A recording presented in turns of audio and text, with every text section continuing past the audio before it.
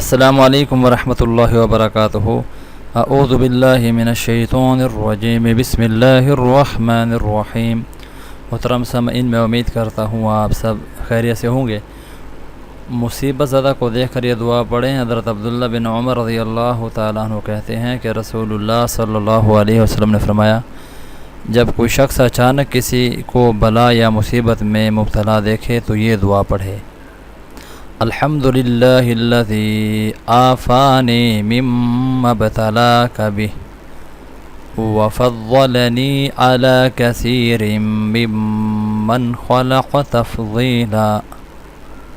تمام تعریفیں اس اللہ کے لیے ہیں جس نے مجھے عافیت دی اس چیز سے جس میں تجھ کو مبتلا کیا، اور مجھے اپنی بہت سی مخلوقات پر فضیلت بخشی، تو وہ اس بلا اور مصیبت سے محفوظ رہے گا، چاہے کوئی بھی بلا اور مصیبت ہو۔